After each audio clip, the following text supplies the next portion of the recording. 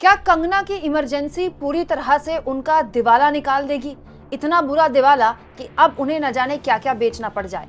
दोस्तों, कंगना रनावत की film emergency, जिसको लेकर पिछले कई महीनों से वो परेशान थी, पहले फिल्म रिलीज नहीं हुई, सेंसर बोर्ड ने कई आपत्तियां दर्ज कराई, उसके बाद सितंबर में रिलीज होने की बात हुई, फिर नवंबर में रिलीज होने की बात हुई और आखिरकार जनवरी में ये फिल्म रिलीज हुई। और अब फिल्म ने दोस्तों अपनी पहली वीकेंड की परीक्षा पास कर ली है। आज के दौर में कोई भी फिल्म रिलीज होती है तो उसके लिए सबसे इंपॉर्टेंट होता है पहला वीकेंड, फ्राइडे जिस दिन फिल्म रिलीज होती है, सैटरडे संडे जिस दिन वीकेंड होता है। तो पहला वीकेंड होता है वो एक तरह से फिल्म की पहली परीक्षा होती है।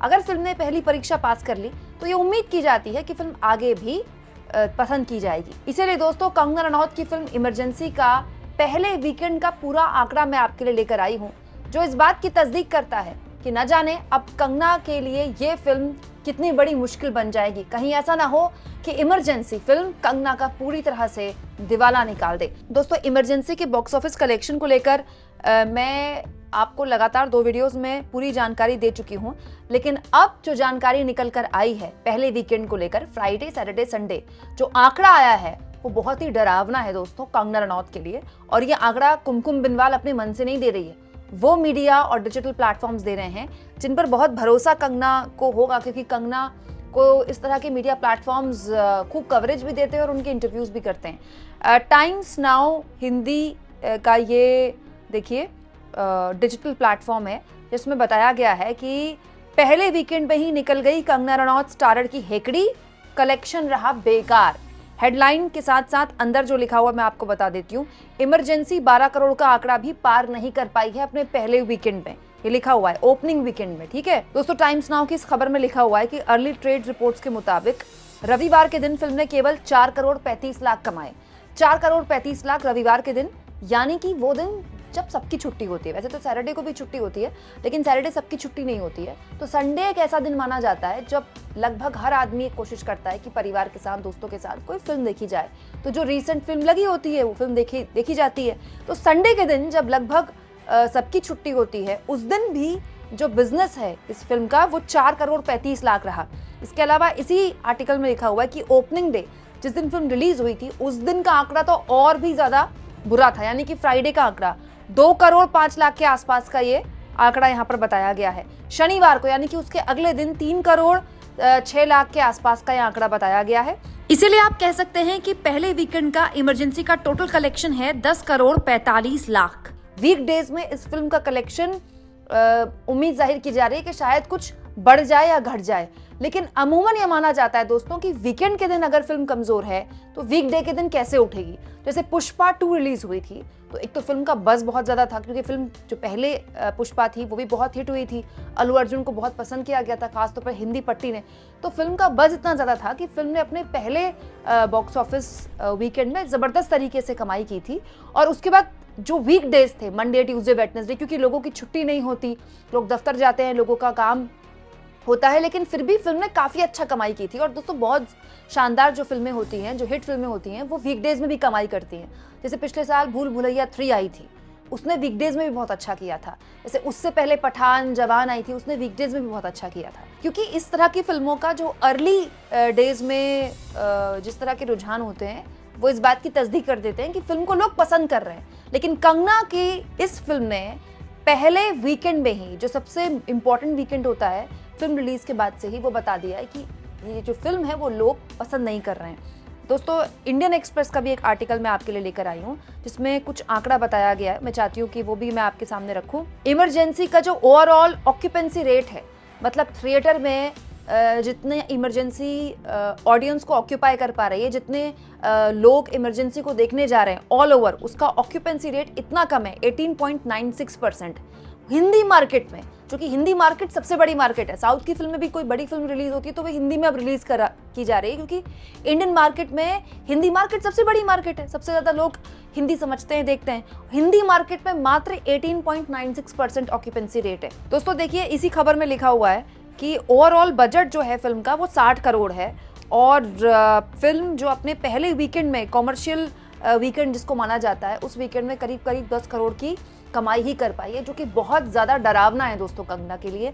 और हो सकता है कि ये फिल्म कंगना को दिवालिया बना दे। ये सवाल मैं क्यों उठा रही हूँ, क्योंकि अभी कुछ दिन पहले ये खबर आई थी कि कंगना को अपनी मुंबई वाला जो बंगला है वो बेचना पड़ गया था। कंगना ने ये बंगला साल 2017 में खरीदा था, 20 करोड़ के आसपास, 20 करोड़ से थोड़े ज़्यादा में कंगना ने एक बंगला खरीदा था।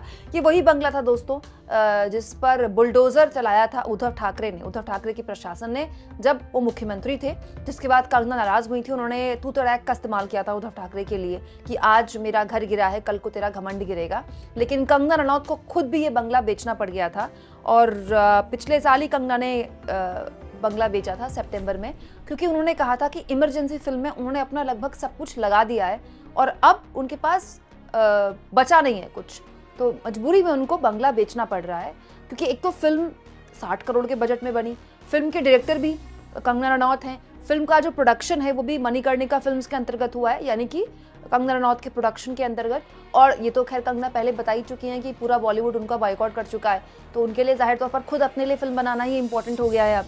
तो कंगना को ये जो बंगला था ये 32 करोड़ में बेचना पड़ गया था और कंगना ने दोस्तों स्वीकारा भी था कि क्योंकि वो फाइनेंशियल दिक्कतों से गुजर रही हैं, इसीलिए उनको जो बंगला है वो बेचना पड़ रहा है। तो कंगना के लिए दोस्तों इस वक्त राह आसान नहीं है। बंगला उन्होंने बेच दिया है और खुद उन्होंने बताया था कि उन्होंने अपने गहने तक दाव पे लगा दिए इस फिल्म के लिए। और फिल्म का जो बॉक्स ऑफिस कलेक्शन है वो बहुत ही ज़्यादा डिप्रेसिंग है। अब कोई चमत्कार ही है कि फिल्म को बचा सकता है। दोस्तों ये सब चीज़ें अगर आप देखें तो आपको समझ में आएगा कि आखिर कंगना रनौत उल जलूल बयानबाजी क्यों करती हैं। अब आप देखिए कंगना रनौत का जो सक्सेस रेट है ओवरऑल उनके करियर का, वो बहुत ख़राब है। उन्होंने जितनी फिल्में की हैं टोटल, उसमें ज़्यादातर फिल्में फ्लॉप रही हैं। उसके बावजूद भी वो हेडलाइंस हमेशा बनाती रहती हैं, क्योंकि उनको पता है कि वो खबरों में अगर बनी रहेंगी तो शायद उन पर बज़ क्रिएट होता रहे। जबकि काम अगर फिल्मी करियर उनका देखें तो ऐसा कोई शानदार फिल्मी करियर नहीं है। देखिए इस एबीपी न्यूज़ की इस खबर में साफ तौर पर लिखा है कि कंगना रनौत की अब तक जितना भी करियर रहा है उसमें से 30% फिल्में ही हिट रही हैं। 10 साल से वो कोई हिट फिल्म नहीं दे पाई है। 10 साल से वो बैक टू बैक फ्लॉप फिल्में दे रही है। देखिए कंगना रनौत के पूरे करियर की फ्लॉप फिल्मों का यहाँ पर एबीपी न्यूज़ ने आंकड़ा रखा हुआ है। वो लम्हे 2006 में आई थी, फ्लॉप रही। शाकालाका बूम बूम 2007 में आई थी, फ्लॉप रही। वादा रहा, आई प्रॉमिस 2009 में आई थी, फ्लॉप रही। नॉकआउट 2010 में आई थी, फ्लॉप रही। नो प्रॉब्लम 2010 में फ्लॉप। गेम 2011 में फ्लॉप। रास्कल्स 2011 में फ्लॉप। मिले ना मिले हम 2011 में फ्लॉप। तेज 2012 में फ्लॉप। रज्जो 2013 में फ्लॉप। रिवॉल्वर रानी 2014 में फ्लॉप। उंगली 2014 में फ्लॉप। आई लव एनवाई 2015 में फ्लॉप। कट्टी बट्टी 2015 में फ्लॉप। रंगून 2017 में फ्लॉप। सिमरन 2017 में फ्लॉप। जजमेंटल है क्या 2019 में फ्लॉप। पंगा 2020 में फ्लॉप। थलाईवी 2021 में फ्लॉप। धाकड़ 2022 में डिजास्टर, मतलब बहुत ही ज्यादा बुरी तरह पिटी थी। तेजस भी बहुत ही बुरी तरह पिटी थी, मतलब फ्लॉप भी नहीं कहा गया, यहाँ पर डिजास्टर क्या कहा गया। और कंगना के दोस्तों हिट फिल्मों का अगर आंकड़ा रखे तो वो भी यहाँ पर छापा गया है। गैंगस्टर आई थी उनकी, हिट रही। Life in a metro hit रही। राज द मिस्ट्री हिट रही। Once upon a time in Mumbai hit रही। तनु वेड्स वनु बहुत शानदार फिल्म हिट रही। Shoot out at Wadala hit रही। क्वीन बहुत शानदार फिल्म कंगना रनौत की, क्वीन से ही कंगना का करियर ने एक तरह से उड़ान भरी, वो भी हिट रही। इसके अलावा दोस्तों तनु वेड्स मनु तो शानदार फिल्म थी, सुपर हिट रही। इसके अलावा दोस्तों मणिकर्णिका के लिए यहाँ पर एवरेज लिखा गया है, लेकिन कंगना रनौत इसे भी हिट मानती है। तो इसको भी अगर हिट भी जोड़ लें तो मणिकर्णिका को जोड़ के भी कंगना के करियर का मात्र जो 30% फिल्में हैं वही हिट रही हैं। अब दोस्तों इस तरह का करियर अगर किसी और फिल्मी सितारे का रहा हो तो अब तक उसका करियर खत्म हो जाए, लेकिन ये कंगना के हेडलाइन बनाने का टैलेंट है कि वो हमेशा कुछ ना कुछ बोलती रहती हैं, जिसकी वजह से वो सुर्खियों में रहें और एक बज़ क्रिएट होता रहे उनके लिए। अब आपको समझ में आया होगा कि कुछ चीजें शायद वो जानबूझकर भी करती हैं, क्योंकि उनकी फिल्में बज़ नहीं क्रिएट कर रही हैं। उनकी फिल्में इस तरह का एंथू लोगों के बीच में पैदा नहीं कर पा रही है। यहाँ इस बात को भी देखा जाए दोस्तों कि कंगना की फैन फॉलोइंग बड़ी ज़बरदस्त है सोशल मीडिया में। उनको बड़ा नेशनलिस्ट, राष्ट्रभक्त, और क्योंकि वो खुद कह चुकी हैं कि वो मोदी भक्त है और मोदी जी विष्णु का अवतार हैं, तो सोशल मीडिया में तो उनकी वकालत करने वाले बहुत सारे लोग मिल जाते हैं। लेकिन दिक्कत ये है कि ये लोग जो कंगना को पसंद करते हैं, जो कंगना के फैन हैं, वो भी कंगना की फिल्म देखने नहीं जा रहे।